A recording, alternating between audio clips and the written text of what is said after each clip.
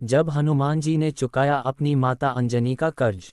हनुमान जी के संबंध में कुछ कथाएं वाल्मीकि रामायण और रामचरितमानस में तो मिलती है, परंतु कुछ ऐसी कथाएं हैं तो इन दोनों ग्रंथों में नहीं मिलती है। ऐसी कथाएं दक्षिण भारत की रामायण या अन्य रामायण में मिलती है। इसी तरह की एक कथा है हनुमान जी और उनकी माता अंजनी से जुड़ी हुई है।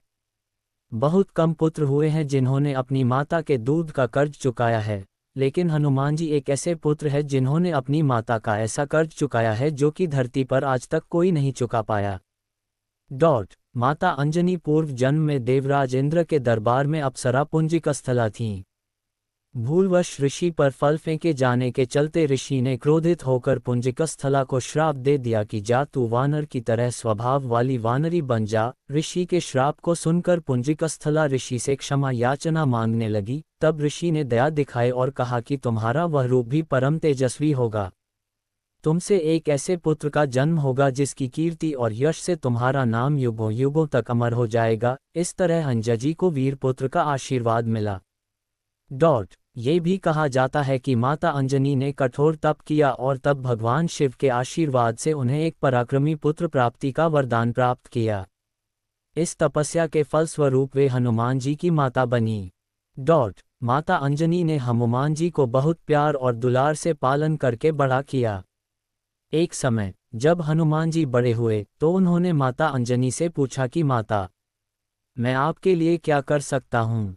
आपके प्रति पुत्र होने का क्या कर्तव्य है? तब माता अंजनी ने प्रेमपूर्वक कहा कि वत्स, जब तक मैं इस पृथ्वी पर हूँ मेरा पालन पोषण और देखभाल तुम्हारी जिम्मेदारी है, लेकिन मेरा एक और ऋण है जो तुम्हें चुकाना होगा। हनुमान जी ने जिज्ञासा से पूछा, माँ, वह कौन सा ऋण है?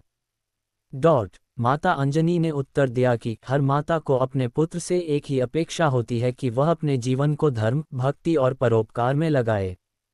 जब तुम भगवान श्री राम की सेवा करोगे और उनकी भक्ति में लीन रहोगे, तभी मैं समझूंगी कि तुमने मेरा ऋण चुका दिया।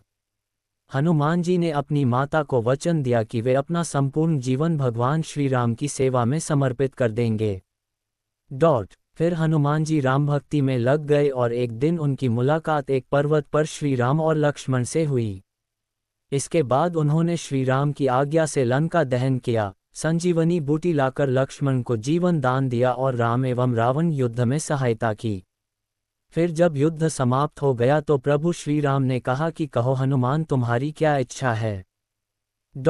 हनुमान जी ने कभी भी अपने लिए कुछ नहीं मांगा, बल्कि निस्वार्थ भाव से अपने प्रभु राम की सेवा में लगे रहे।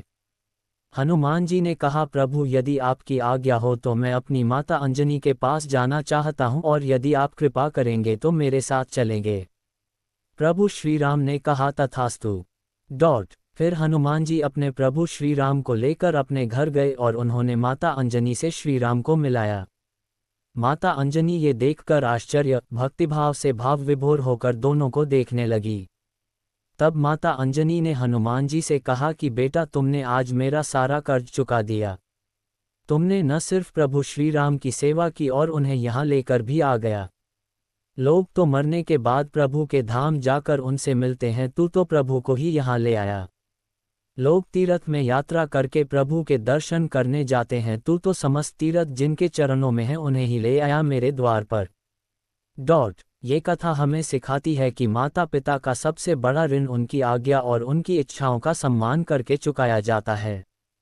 हनुमान जी ने माता की सेवा के लिए भगवान श्री राम की भक्ति को चुना, जो हर भक्त के लिए प्रेरणादायक है।